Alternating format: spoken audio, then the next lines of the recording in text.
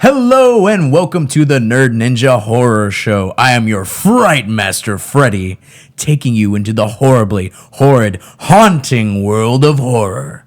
Joining me as always is my intimidating co-host Ash Von Horror, and today we are going to take a look at all the frightful films coming out of South by Southwest. We will also check out the Holidays Anthology, see what's up with Ava's Possession, and then run through a handful of classic films in Child's Play, Critters 2, and Darkman.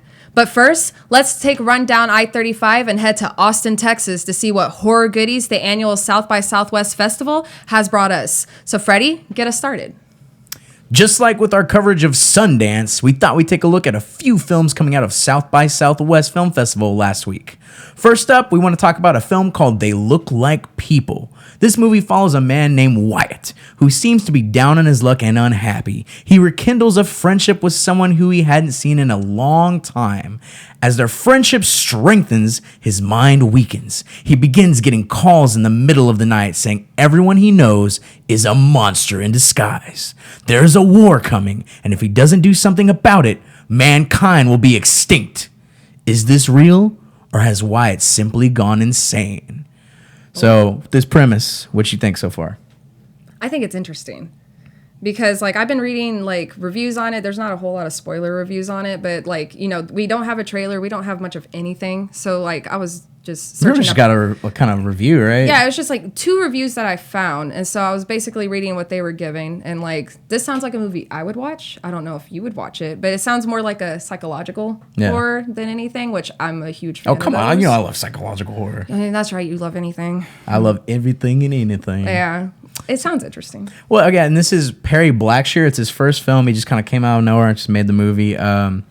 It's one of those movies, I kind of feel like it's going to be They Live if Rowdy Piper was insane, actually, in the end, instead of there actually being aliens. So, and I feel like that ending is kind of coming from a mile away, only because it's an independent movie. I don't see them putting a lot of money in making monsters and stuff like that. So, and the other thing is Wyatt apparently is the only character in the movie that can tell the difference between a person and a monster. So that's him right there. He's getting geared up, ready to gun everybody down. It kind of seems like, style. Yeah, exactly. So I think it could be cool. It's definitely going to be a real big thriller. You're not going to get the monsters, like I said. Jump scares. Yeah, exactly. His friend Christian, the one he rekindles a friendship with, he helps him out of the city. And the last 22 minutes of the film are some really disturbing scenes and imagery I've heard from this movie. Disturbing the better. Exactly. So I'm pretty down with it. Yeah, one of the reviews I was reading, they're saying that both of the characters, Christian and Wyatt, they're both hearing the voices, while his friends are the encouraging words from the past and everything, but his are sinister, telling him there's monsters, basically being really negative and scary. So when I was reading about that, and then it kind of made a point about mental illness, which a lot of movies and horror movies in general don't really, hit that subject. So the person that I was reading the review from, they were asking if the monsters are is it just people and you're just calling them monsters, or does it have to do with the mental illness? Awesome, because from what I read, it was rumored that his character's supposed to be schizophrenic. So it's bringing up that whole mental illness and the everything that goes along with mental illness. That's something I would totally be down with, because a lot of times when people are like, why do you like horror movies? It's so weird. And I'm like, honestly, as a kid growing up and seeing all the stuff I've seen in my life, people scare me more than monsters. I know what makes monsters. I know the people that make monsters. They're fake. They're friendly. They're fun. I love them. But people can be actual monsters. Yeah, people in suits. They're actual monsters. Didn't Scooby-Doo have a little metaphor about that? The real monsters are human? Exactly, yeah. And that was the thing I always loved is these people, these real people, what drives them to be insane? What drives them to kill and do all these bad things? Monsters, most of the time, they're just misunderstood and they're doing it to survive. Or they're scared. Yeah. Old school Universal movies. They're in a spot they're not supposed to be in, or it's the whole venge thing. Yeah, Depends. Exactly. So this is definitely something I'm going to be interested in. It'll be interesting to see what those last 22 minutes are. Yeah, because especially if it's saying that's when it gets really disturbing. Yeah. I want to know what their definition of disturbing is. I also wonder how they're going to do the voices, because the two things that come to mind is that movie with Ryan Reynolds, The Voices, where it's the dog and the cat, talking to him in these two different voices, but in actuality, it's Ryan Reynolds making those voices. But the other thing I thought that could be really cool was the John Carpenter's Prince of Darkness. They get like these transmissions from the future of like the devil and stuff like that. And the way it's done is like a radio broadcast in their minds. So if something like that were to happen, that would be really cool. If it's like a radio broadcast in this dude's mind, like, we are the resistance, the monsters are here, you know. Do we have a release date yet on this movie? No, a lot of the stuff from South by Southwest, you know, like just like with Sundance, they kind of put it there, get the reaction, and then from there, distributors pick it up to see if people want to do anything with it. So that's, you know, hopefully soon, yeah. So next up, we have a film based on true events and Johnny Frank Garrett's Last Word. It was based on the horrific events in Amarillo, Texas on Halloween of 1968, where a 76-year-old nun is raped and murdered in her covenant. Wrong side of the tracks boy, Johnny Frank Garrett, is accused of the crimes. During his trial, which is a complete farce, he is sentenced to death. On the day of his execution, he leaves a cursed letter stating his spirit would come back to kill all those that had anything to do with the trial and their families. Bodies begin to pile up, and it's up to the surviving juror to track down the sister's true killer to save their family from Garrett's wrath. Sounds very interesting. I'm so down for this movie. It sounds like Wes Craven's Shocker. Yeah, they took true events and they're making it into like, what would you classify this as, like supernatural? I would say I think what they did was they took true events, and it could have been like easily just a murder mystery thing, kind of like The Town That Dreaded Sundown, where the remake, they never discovered who the actual killer was, so they kind of went in and said, okay, this is the killer and this is how it's going to go.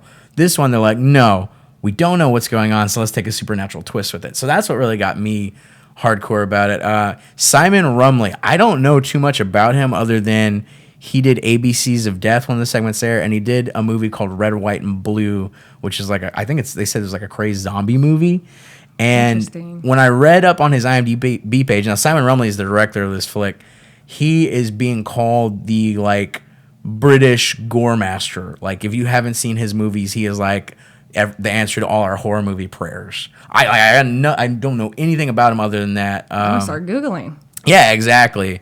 So most of the tone of the movie is like sinister Final Destination, I feel like. And that's kind of...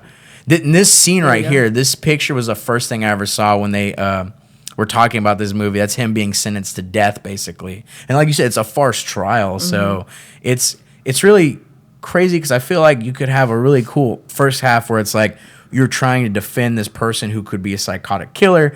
And then the next half is his spirit coming out for vengeance. Much like Shocker, but he's not crazed, horrible lunatic like Mitch Pileggi. And for those who don't know about the true story, it's still never been confirmed whether or not he actually killed the nun or not. And I guess in the movie, they're kind of leaving that up to debate, even though he's, like in real life, he's guilty. And then supernatural happens. Dun dun dun. I was really bummed out though because this was the second movie that I was looking forward to the most just because of the premise alone. But what was it? We both read reviews today. I only skimmed over it because I stopped really caring about other reviews for some things. I'm like, I read them just to see if they help out with any information. Yeah, I glanced over it and it was not good. They were ripping it apart. Exactly. Like they were just calling it stupid, saying it was horrible. But I was like, man, the British, answer to like, horror prayers just couldn't come up with it. Apparently, I'm still gonna see it. This movie looks awesome. Even though when me and you disagree on movies, I still tell people to watch it, form their own opinion. They get back to me whether or not they agree with me or if they agree with you. If they agree with me, cookie for them. If they agree with you, I'm not their friend no more. Yeah, there you go. Well, there's supposed to be a documentary on it too, the actual case. Yeah, I think it was recent. I just kind of heard about it. I think it's just called. Johnny Frank Garrity The Last Word. That's it. Yeah. The last word. That's it. And so that would be an interesting companion piece, I think, just to see like what people thought. Yeah, because I like documentaries and I like seeing all that and like having an understanding of what's going on. Because to be completely honest, I never even knew this was like a true story. Which that blew my mind when I didn't. Yeah, when you said I'm that. I'm like. I read about killers all the time, and I'm like, why am I just now learning about this? And this is from years and years ago, and I'm just like, why am I just now hearing about it? Right. When I love the fact we get another Texas story, because I was not big on the original Town That Dreaded Sundown, which is based on another like Texarkana story, but the remake I loved. And so going in a little more contemporary with it, I think we could get a lot of cool like supernatural serial killer Texas space stories because there's a bunch of crazy stuff you can say about Texas. People in Texas are crazy. Exactly. Well, the final film we were taking a look at, and the one I was most excited to see coming off South by Southwest, is the second feature from Fede Alvarez, the director of the recent Evil Dead remake entitled Don't Breathe. Not only does it reteam him with the lead actress of Evil Dead, Jane Levy, but it has Stephen Lang as the film's antagonist. It's a pretty simple plot. Rocky, Alex, and Money break into the home of a blind man thinking they'll get away with the perfect crime. But little do they know, the man played by Stephen Lang is exceptionally good at protecting himself and anything in his home. This flick. So interesting. I'm so ready for this movie. I was reading a lot. I read like about 2 or 3 reviews on this one, and they weren't saying anything bad about it. No, nothing at all. They weren't giving away spoilers, though, but they were just saying the second this movie comes out, watch it, go watch it. So as I said, the main antagonist, Stephen Lang, last time we saw him in a big role was Avatar, as the crazed general. He's been vying for that role as Cable in the Deadpool movie, and I think this will be the movie that pushes him into that. I've heard from the reviews there's maybe like 20 minutes of actual dialogue. Yeah.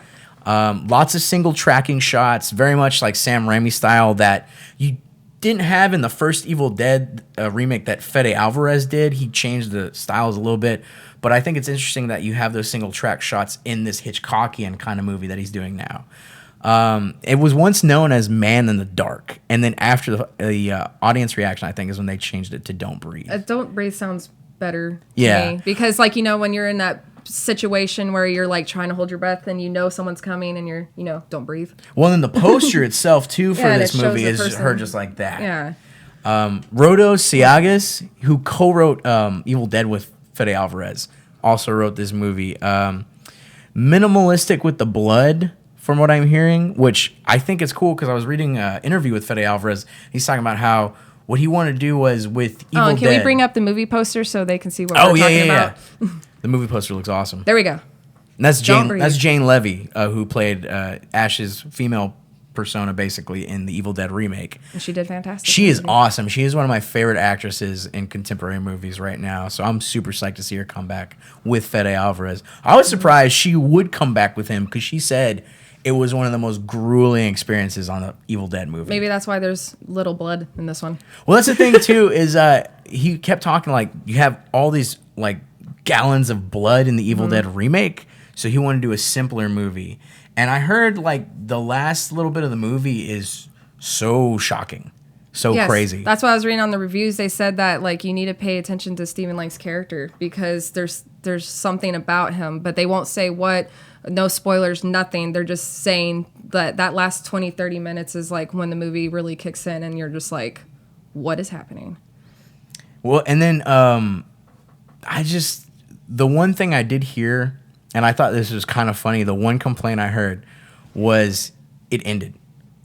So it makes me wonder, because Fede Alvarez isn't really a kind of guy that wants to sequelize stuff, it seems like, because they kept talking about Evil Dead 2 remake, but they never really went forward with it. Do you think we could get like another franchise with Stephen Lang's character in some way? I think it'd be interesting if they did. Whether say we learn about his character in this one, they could totally give us a prequel, giving us the build up of the character, or they can do a sequel depending on how this movie ends. They could do that. Could be a great comic book adaptation. Like they could make a trilogy out of it. They could, yeah. Trilogies usually work in some cases, so it could work. I just love the fact Fede Alvarez is doing so many different things. So you got Evil Dead, like supernatural bloodfest. This is like a Hitchcockian thriller. And then if you guys ever saw his short film, Panic Attack, it's literally giant robots invading his hometown. Yeah, nice. I was like, this guy can do anything and everything. And I love his stance on everything. Because after Panic Attack, he got offered jobs from Spielberg. He got offered jobs from Ford Coppola, like everybody. Sam Raimi from Ghost House. Hey, buddy, you want to make a horror pick with me? Yeah, Sam, I want to make horror movie with you. Horror's the way to go. Exactly. So I was super psyched about him coming into doing another movie. Because this flick isn't even registered on his IMDb page. The only other thing he's done is if you're watching From Dusk Till Dawn, the TV series, he did the origin episode of the character that Fez from that 70s show plays. Carlos. And it was really cool because it's like a conquistador story. It's not at all done any like reminiscent of Evil Dead. Like I could not tell it was not part of the show and that it was a Fede Alvarez thing. It was just another episode and I saw his name on it. I was like, that's really cool. He's getting his way over there. Yeah, exactly. Y'all have some movies to look out for, and hopefully we can get something on them pretty soon. So anthologies have been made a major comeback in the indie horror community with such films as VHS, Southbound, and Tales from Halloween. But now we have one that will cater to every seasonal need and holidays. Holidays is a horror anthology we know very little about, directed by some notable underground horror directors, where each director gets a certain holiday. There is no word on what the intersecting story arc that ties them together are, and most of the stories themselves have been kept secret. However, there is a trailer that has a montage of scenes from the shorts. What we do know is that the team behind Starry Eyes, Kevin Kolch and Dennis Weidmeyer, are writing and directing the Valentine's segment, which is about a teenage girl who is dangerously in love with her diving instructor.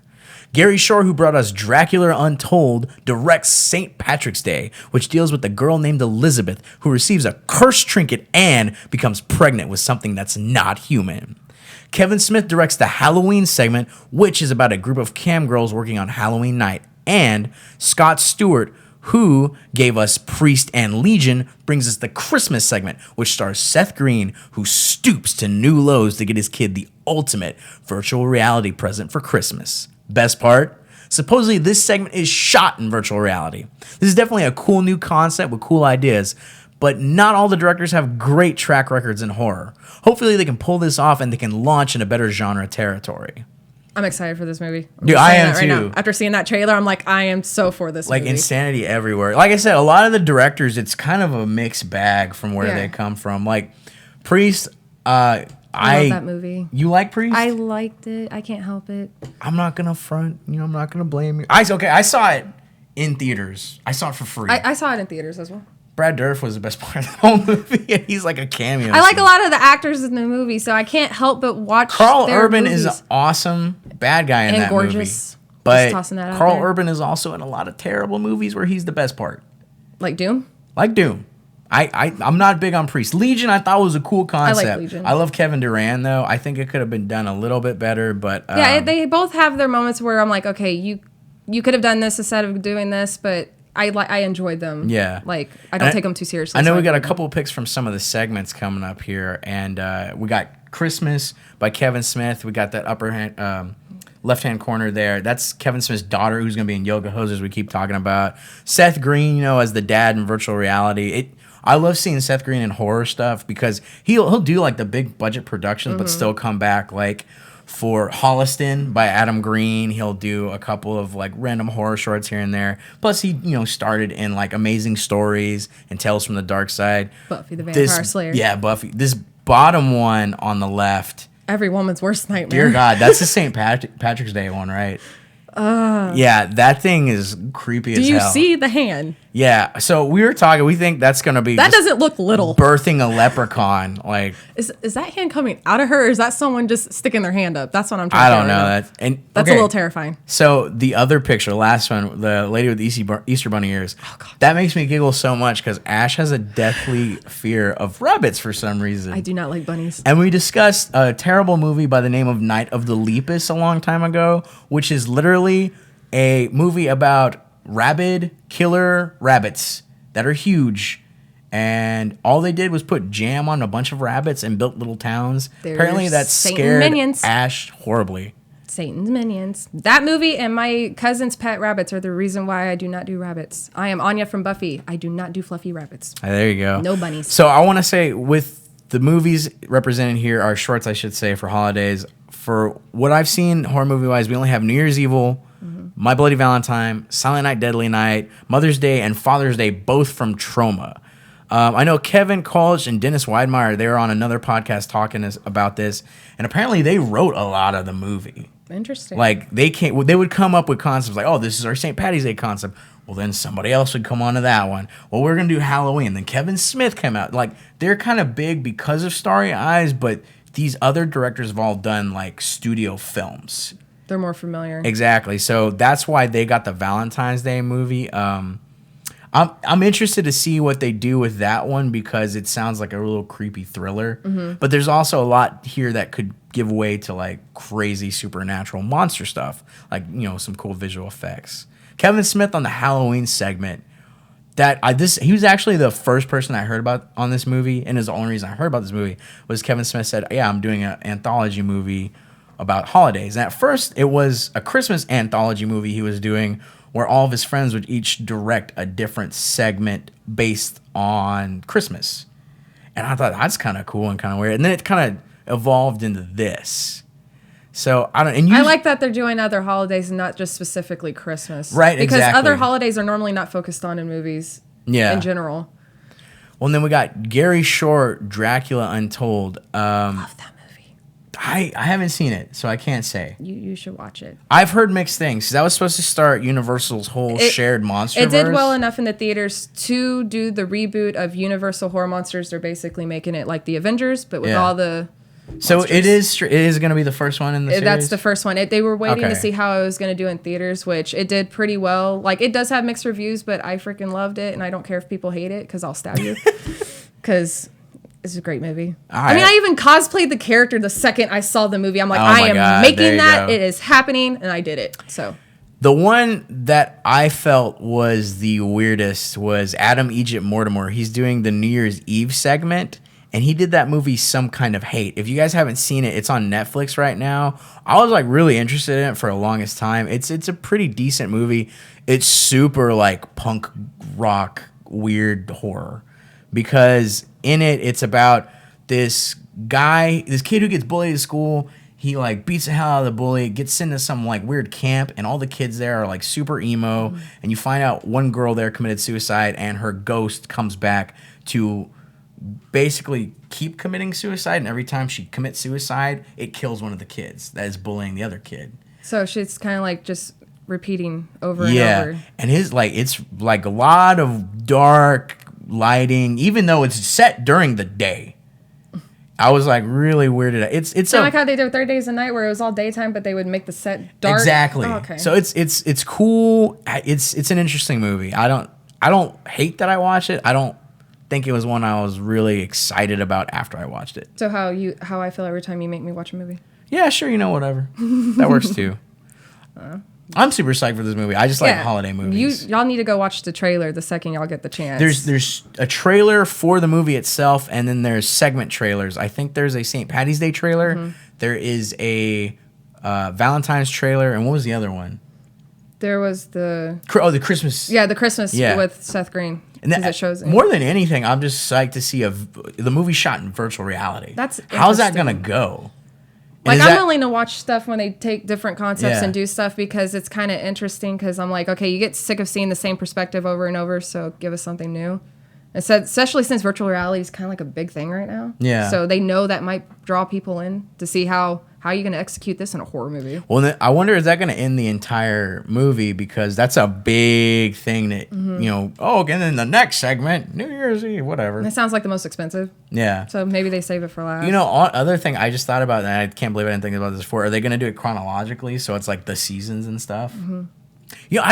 They don't have a Thanksgiving one. They could have done a lot with that too if they wanted. Well, you know what? Probably Eli Roth is like, I'm going to make this movie still. It makes me think of Grindhouse. And that's what I want to see. I think it's funny they're doing Father's Day and Mother's Day when Trauma of all, Lloyd Kaufman, Toxie, the Toxic Avenger, are the only people to ever tackle those. Mm-hmm. Mother's Day is kind of a serious one, and both one of our favorite directors, Darren Lynn Bousman, who did Repo Genetic Opera, Devil's Carnival, some of the Saw movies, he did the remake of Mother's Day, and that was pretty intense.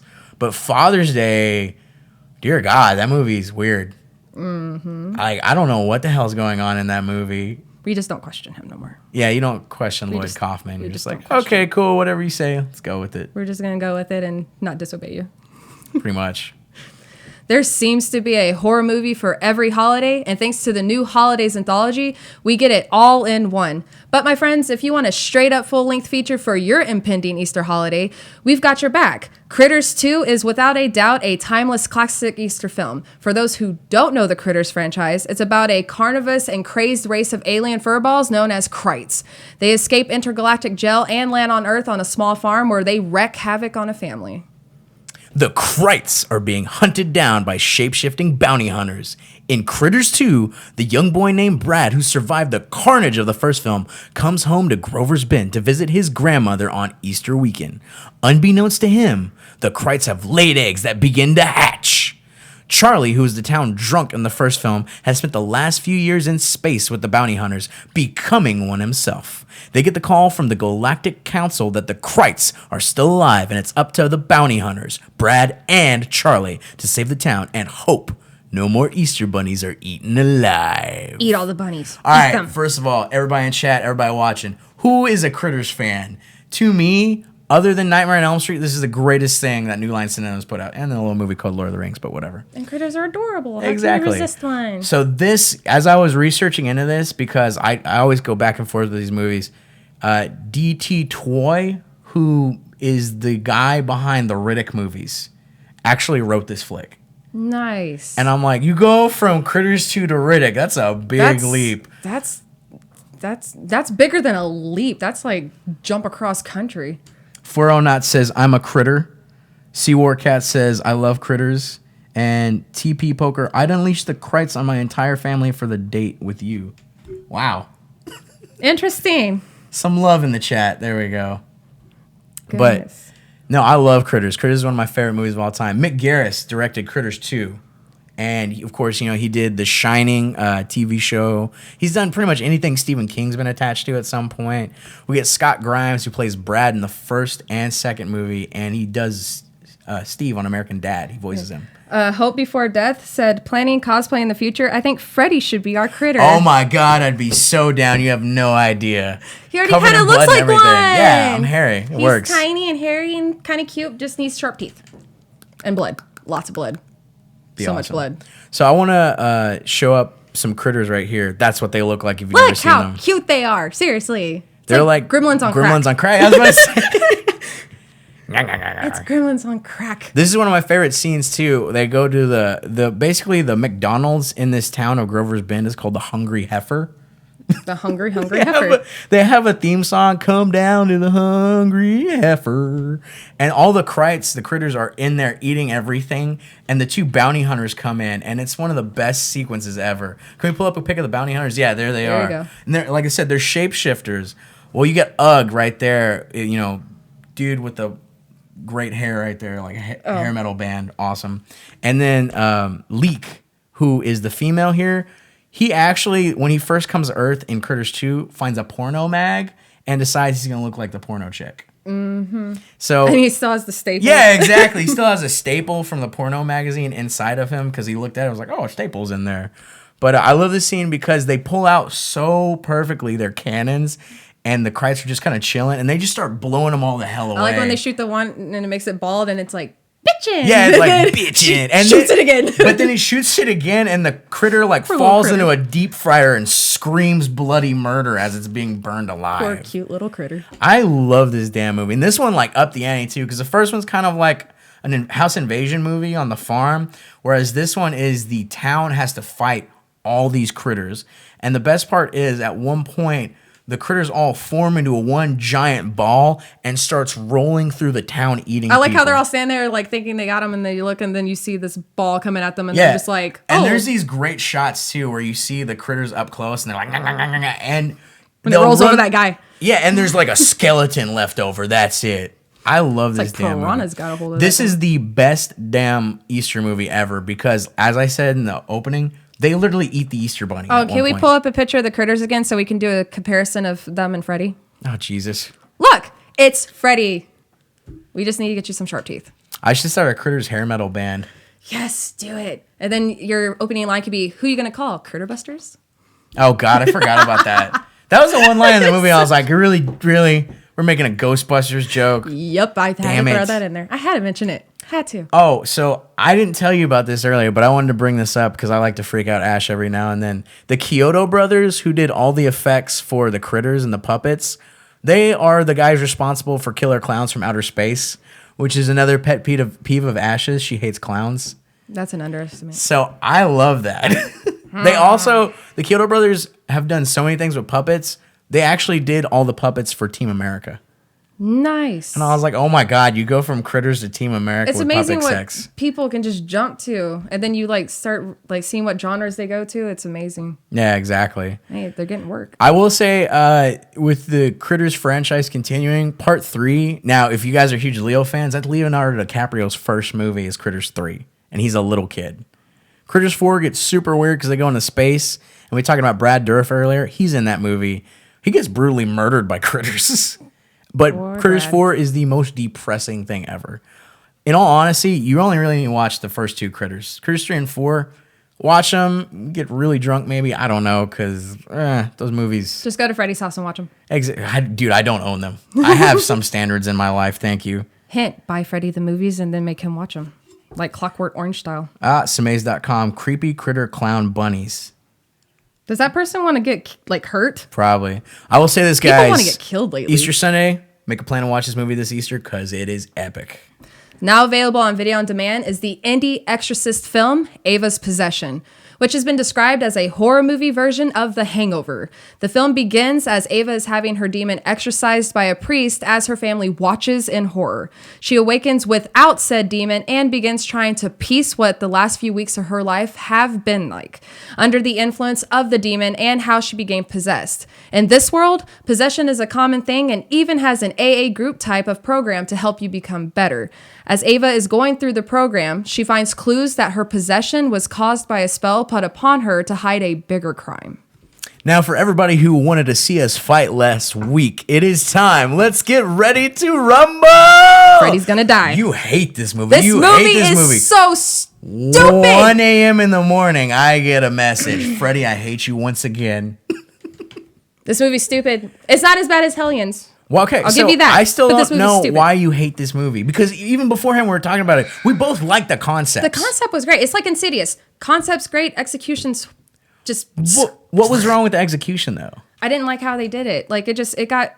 okay, my tolerance for stupidity in horror movies can only go so far before I'm like, okay, this is just past the limit of stupid. I can't tolerate this no more. That's how I felt about this movie. What was the stupidity factor coming from? I just didn't like how, I don't want to give anything away, but how everything was coming together and you're learning what's going on. I did not like any of that. Like, the first 40, 50 minutes of the movie was tolerable. I actually liked it. I was kind of getting into it. I'm like, okay, where's this going? Why is she possessed? Blah, blah, blah. And then the last 30 minutes, I'm like, you just completely ruined the movie for me. Like, let's pull up the images for the viewers at home. So this is Ava. That's what the first two right there. That's Ava possessed. Top one's Ava possessed. That one on the bottom is her best friend being possessed. She's also from the group. Crazed nymphomaniac, basically, who she kind of gets really too attached to her demon that's possessing her. She has a love relationship with her demon. That's just I thought that was an awesome concept, though. Yeah, that's what I'm saying. Like, the first 30, 40 minutes of the movie I was all into, especially with that character, because normally when you talk about possession in horror movies, especially with horror movies,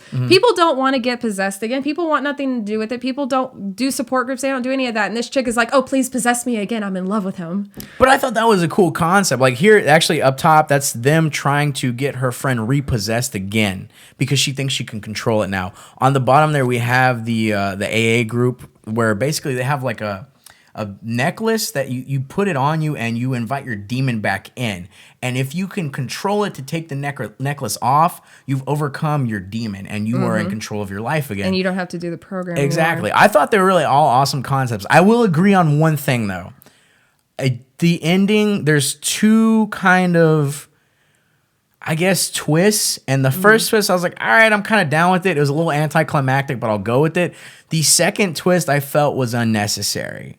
And is that like what really killed it for you? I felt like the first twist was the unnecessary one, and then the final one I was okay with. Yeah. But it's just the way it's just the execution of it. Like, I don't know.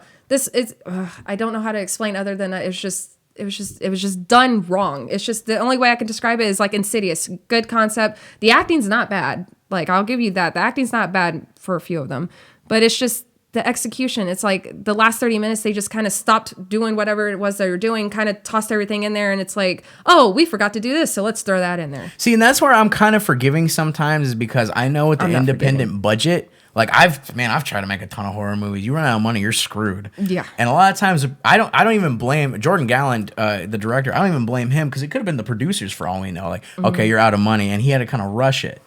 Now, it's kind of weird because, like I said, there's two twists at the end, and they kind of clash.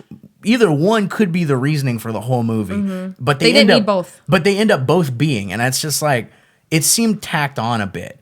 So I will say this: I will give you that last bit of the movie is bad, the ending, but the concept was good enough for me, and the rest of the movie is good enough that I enjoyed it, and I'll probably pick it up on DVD. I'm not gonna lie. Of course. Hell yeah. Plus, a horror movie where they're watching the slasher classic Alice, Sweet Alice on the TV? Come on now. That's street cred. And they had Carol Kane, who played the grandma in Addams Family Values. I was excited to see her. The second I saw her, I was like, it's grandma! She plays a witch who like kind of gives them the spells to get back their demons. Yeah, she owns that little shop that the chicks banned from. Yeah. Which I imagine will be you in the future.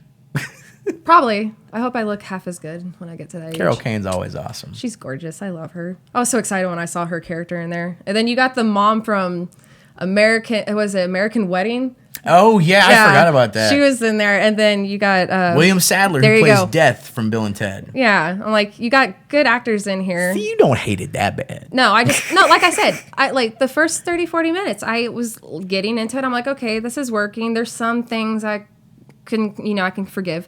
But the last 30 minutes is what made me hate this movie. On the table here, see it or don't see it?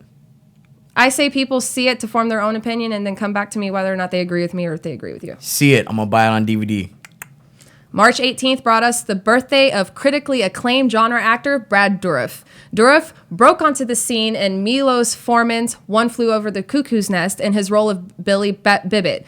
His career in the 70s ran through the sci-fi and horror genre with films such as Dune and Eyes of Laura Mars. His most iconic role of all time was that of Charles Lee Ray, the Lakeshore Strangler, otherwise known as Chucky, the Killer Good Guy doll. Since it was recently his birthday, we wanted to take a look at our favorite films from this horror icon. For my pick, I will be super impressed by anyone who knows this film. It's Brad Dourif, exploding into flames with his powers of combustion and killing anyone who upsets him. I am talking about, of course, Tobe Hooper's 1990 film Spontaneous Combustion. The story opens with Peggy and Brian Bell, who are part of a secret project that would protect them from nuclear fallout by making them America's first nuclear family. They are injected with a serum that would make them immune to radiation, and over their months of testing, they have a son. When Peggy accidentally bites down on a thermometer ingesting mercury, she begins to catch fire, and she and her husband explode in flame. Years later, when their son is an adult, he begins to display some strange symptoms, such as shooting fire from his fingers, and begins accidentally frying people when he's enraged. As he discovers his new powers, he also discovers that his friends who took him in may have been expecting him to show these strange symptoms all along. I'm going to start off with this. It is not the best movie ever made. It will not win awards. Oh, wait. It got nominated for an award, though. Got nominated for the Fantasporto International Fantasy Film for Best Film Award back when it came out. It's crazy. It's weird. But for God's sakes, I love Brad Dourif. When I first saw him in Child's Play, I searched for everything. I went and saw One Flew Over the Cuckoo's Nest. I went and saw every episode of Tales from the Crypt he was in, of any show he was in. Like I said, Priest, he was my favorite part of that whole damn movie, and he's a cameo part. He was my favorite part in Urban Legend. Exactly. I love that Urban Legend movie. Oh my God. But also, what was that other one he was in? He just pops up in a bunch of stuff, and I love him. So Pulse, yeah. Seeing him in a full-length feature film directed by Tobe Hooper, the guy who gave us Texas Chainsaw Massacre, I was so down for this. I hunted down this movie for so long, and finally, Movie Trading Company of all places had it. And it was like a sign from God. I was like, here it is. Finally, it's mine. And I watched it with my friend. Back in the day, we used to like, every weekend just go to a movie trading company to get new movies. And this was one that was on my list of like top 10 movies I'll probably never find. Number 9, Spontaneous Combustion. We both watched it, and me, I'm just like, Brad's there. He was not as impressed. I hadn't watched it since then. I wish I was there. Oh my God. That. It was weird because I rewatched it about a week ago to get ready for this show, and I was like, all these years I was too scared to watch it, but looking back on it, knowing what it was, this is a fun movie. Like, I liked it a lot. Super late 80s look. He was, interesting fact, Brad Dourif's character in the movie was born on the day of Hiroshima, which it has a bunch of little subtle things like that. If you're an American Werewolf in London fan, John Landis, the director, he gets killed brutally by Brad Dourif in this movie. So I gotta say this, Ash, I made you watch this movie, but I know you love Brad Dourif too. What'd you think? I enjoyed it. Yay! Like, it's so out there, but at the same time, like, if you haven't watched it, watch it. And plus, you can't go wrong with Brad Dourif. Like, I just adore him. Wow, here's some stills from the film. Oh God, I love it. Okay, and then it's practical fire too. Like, they literally built little pores and arms where the fire would explode out of it. And hearing Brad Dourif scream, man, it is some hellish stuff. That man has some lungs on him. I actually met him at Texas Frightmare Weekend last year, and I did too. I felt so bad because when I went up to his booth, he had a family call. So out of nowhere, he comes back, and I'm sitting there with my Spontaneous Combustion, and he's like, "Hey, how you doing, man?" I'm like, "Oh, so good to see you." And I hand it to him, and he looks and goes, "Jesus Christ." I was like, I love this movie, sir. See, when I met him, I scared him with my makeup because I was dressed up as Chucky. And see, there you go. I'm like timid, walking with my little Funko of Chucky, and he's like, "Oh, hello," and I'm like, "Hi, you're adorable." Hope Before Death says Ash likes fire fingers. I'd give you a finger right now, but I don't think I'm allowed to. Oh, there you go. We are huge horror nerds, so that's how we roll. Horror fingers. For my pick for best Brad Dourif movie is the first movie I saw him in and one of the best he's ever been in, Child's Play. In Child's Play, notorious Lakeshore Strangler Charles Lee Ray is gunned down after a failed robbery in a toy store by Detective Mike Norris. Gasping for life and swearing he'll make everyone pay, Charles Lee Ray grabs a good guy doll and invokes a spell using the heart of Damballa and puts his spirit inside the doll. Karen Barkley, a single mom who is struggling to buy her son Andy one of the expensive good guy dolls, buys the doll from a peddler and takes it home to her son. Unbeknownst to her, Charles lives within the doll and gets Andy to do whatever he wants as Andy's best friend till the end, Chucky. Chucky has been voiced by Brad Dourif for 6 movies and has played the character of Charles Lee Ray in person twice. The movie was written by series director Don Mancini and directed by Fright Night director Tom Holland, who gave us this classic that forever made it frightening to be alone with a doll of any kind. I know I love this movie. Of course, I'm wearing my shirt. All right, Ash, I have a lot I can say about this movie, but I'm going to let you just go at it. I love this movie. And if you don't love this movie, I'm not your friend no more. I just, like, when it comes to, like, dolls in horror movies or in movies in general, sometimes it could be done in a way where it's just like, okay, this is not scary. This is the exception because of Chucky, I didn't want nothing to do with any of my porcelain dolls ever again. I had a bunch of porcelain dolls in my room, mind you. I was a collector of porcelain dolls. I had all the little plastic dolls that say mama and all that, got all these stuffed animals. The second I saw Child's Play, I didn't want nothing to do with dolls up until when my mom got pregnant with my brother and I was a little bit older, and then I told her that she should name my brother Chucky. Dear God. So I love the difference in the face a little bit from when he's alive to when he's just a doll. Yeah. It's those subtle, like, nuances that just make it so much more creepy. Like, his eyes are so human. Like, the window of the soul, basically. That freaked the hell out of me. And when you could actually see his teeth, that is some of the best work. The movement of the face in general, especially when she grabs him and she's like, "Talk to me." Yeah, yeah. And then he's just like, goes crazy and starts talking, all the facial expressions, because it looked like Brad. This is like before the whole, when they have the CGI putting it on the actor's face and having them, react and using a computer. This is all by puppets. Yeah. Puppeteering. So, like, it's just, I just like that they got his facial expressions down pretty well. Here we go with the super evil version right here. This is actually one of my favorite iterations of Chucky was Child's Play 2 right there. I don't know why. I love Child's Play. I love all the movies, but Child's Play 2 was the one that scared the hell out of me the most. I don't know why. That closet scene. Oh, yeah. You've been very, very bad. I love how Brad Dourif would literally be next to the actors and like on the floor doing the voices and stuff for Chucky. Can you imagine how creepy that was? Oh my God, yeah. Well, and then also in the rehearsal process, he was there for the whole thing. Brad Dourif has been the guy like behind Chucky all the way from the beginning. So Don Mancini too, the series writer. He is Chucky. He is Chucky. Yeah, I love these movies, and I can't wait for the next one coming out. As soon as we hear some new information on the next Chucky movie, we'll be talking about it. Other than we know Jennifer Tilly's coming back, Brad Dourif's coming back, and I think they confirmed that Brad Dourif's daughter Fiona Dourif is coming back as Nico. Is she coming back? Yeah, it was all in a tweet, which that's how we get news nowadays. Oh yeah, social media, of course. But who doesn't love Child's Play? Like, who doesn't love Child's Play? Deacon Logic 2 was way worse. Way worse as in, oh my God, it's so much scarier, or way worse as in, Jesus, Freddy, don't talk about that movie. Yeah, be specific. Fat Narcissist says, I like The Bride of Chucky the best. Of course. Oh, yeah, Bride of Chucky. I can see why people I love like Bride that of one. Chucky, man. Well, it's so weird because that's the movie that got Ronnie Yu the job for Freddy vs. Jason. Man, anything with Brad Dourif, though, honestly. I can't talk bad about anything he's ever done. Like, Well, even and if the you movies hate itself, Rob Zombie's movies. But he's the only tolerable thing about the movies. I even Sheriff mentioned Brackett, that. yeah. The second I saw him, I'm like, it's Chucky, and my mom's like, who? I'm like, that's Chucky. Thank you, Deacon Logic. Scarier. I agree, man. Scary. I don't know what the hell about Child's Play 2 That is. one was a little bit more darker. It was darker and it had the comedy a little bit still in there, but like, man, he's taking people out left and right. He did not care at this point at all. I don't know. I think it's just darker. The setting's more darker because Andy's more, I guess, darker in a way. Would you say?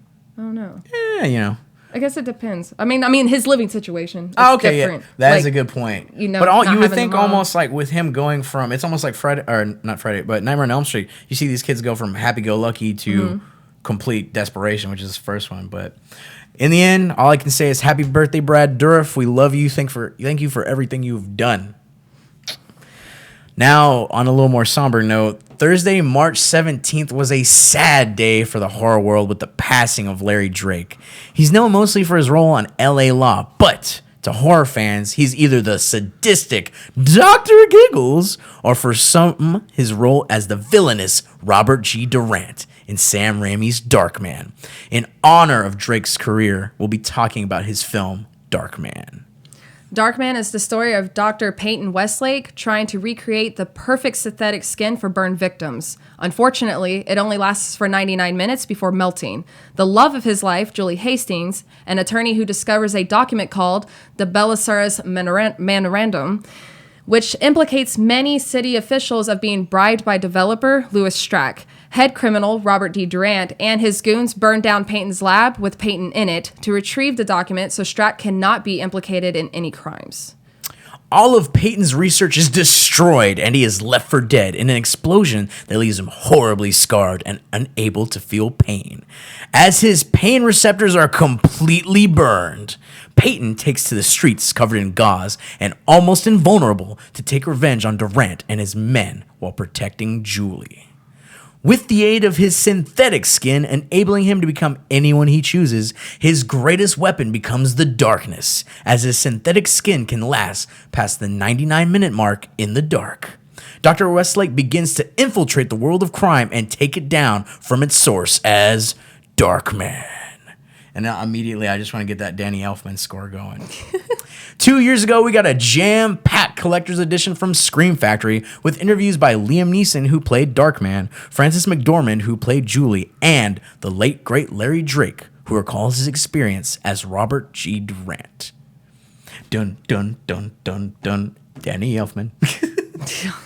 Man, I love this friggin' movie. This is, of course, after seeing Evil Dead, you go through everything Sam Raimi's done, and you find this movie. Mm-hmm. And basically what it was is he couldn't get the rights to The Shadow or Batman, so he said, the hell with it, and wrote his own kind of superhero. I think altogether there were 12 drafts of the script written, because it was his first big studio movie, and it was with Universal Studios. At one point, they were going to get Bill Paxton. They were going to get Gary Oldman to play Darkman, but they went with Liam Neeson. This is Liam Neeson's first starring role in the movie. You got Tony Gardner doing the makeup effects for this. He also played the Lizard Boy in one of the sequences where you see the freak Where they're show. in that little festival thing. Yeah, see the dancing freak. Yeah. Like, man, this movie has so many great moments. Tony Gardner, actually, he was also the one who did the evil tree monster spirit in Evil Dead 2 that came through the door. I always love that one. So, and the makeup for Darkman itself is so awesome because on Darkman, all you can see is like this much right here of his skin. The rest of it is burned completely. Completely. And he's covered in gauze like the mummy. Stretched out in his teeth. He doesn't have lips anymore. Yeah, exactly. I thought it was also cool. So Frances McDormand, who played Julie, she lived back in the days of Evil Dead. She lived with the Coen brothers and Sam Raimi and worked from fan mail service for AC/DC. Nice. And then she went on to do this. And, you know, of course, every other Coen brothers movie ever made.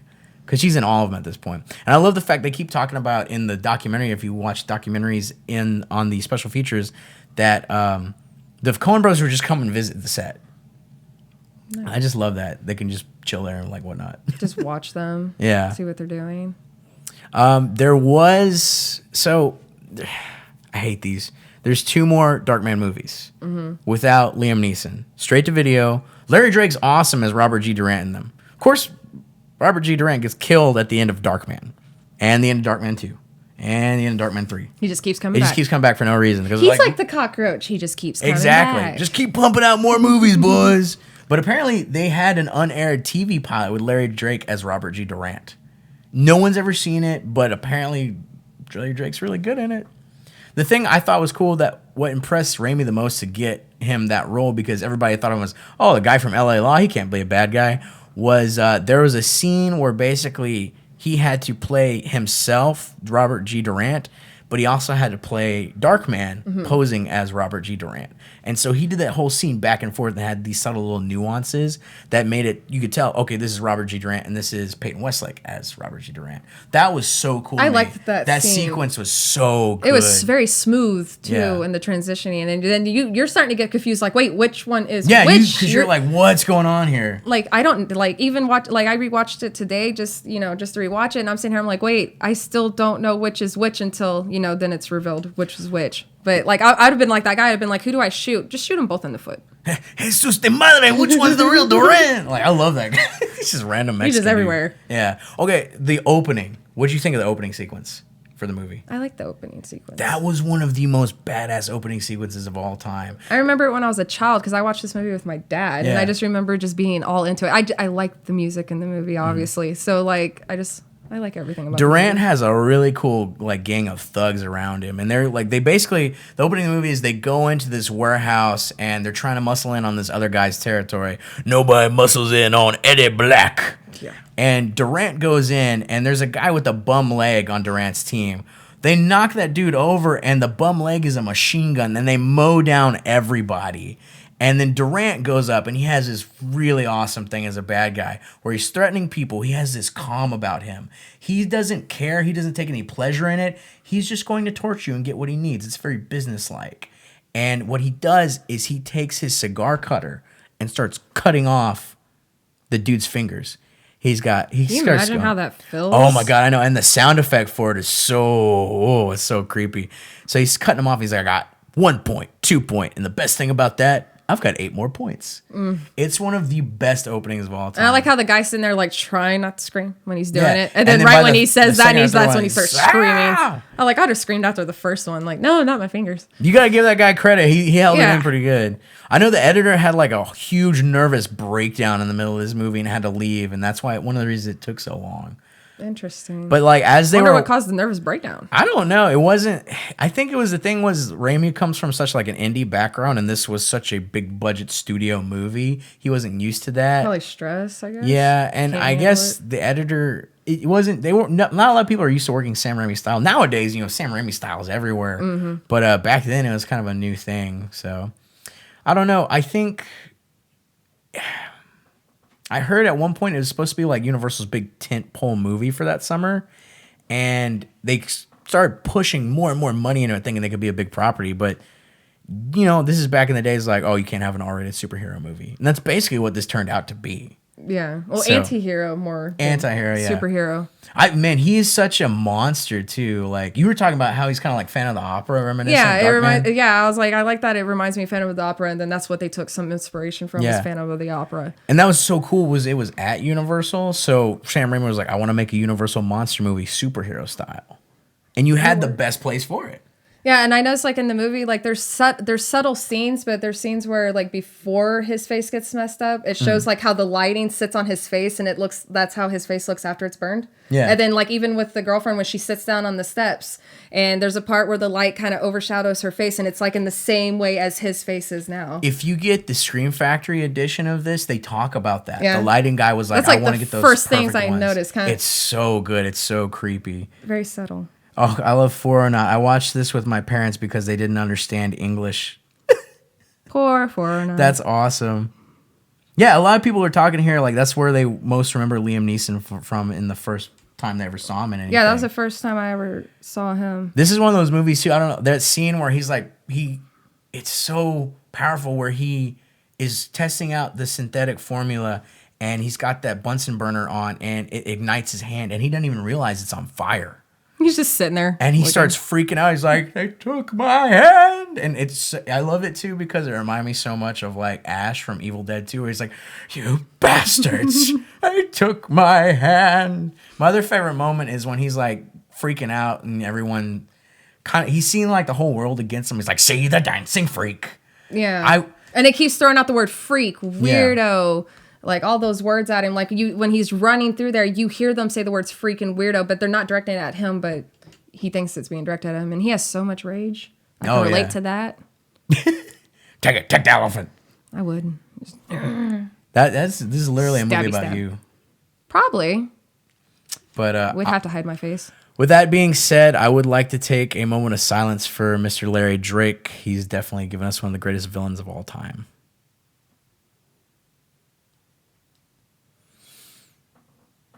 All right, guys. Definitely one of my favorite character actors. He will be missed. Very dearly. Well, that was our show for today. We took a trip to Austin and looked at the horror coming out of South by Southwest. We also found a horror for every holiday and looked at what was possessing Ava. We also looked at a few classic horror films from the 80s and said goodbye to a horror icon. We thank you for sharing this, our horror-filled hour, with us, and remind you that if you have anything to add to any of these topics, feel free to continue this discussion outside of the show on any social media using the handle Nerd Ninja TV. We would also like to remind you to tune in tomorrow on Nerd Ninja TV for the Nerd Ninja Girl Show, so tune in at 8:30. Also, please stay tuned for the premiere of the Nerd Ninja Magic Show in about 20 minutes. They're pretty awesome, guys.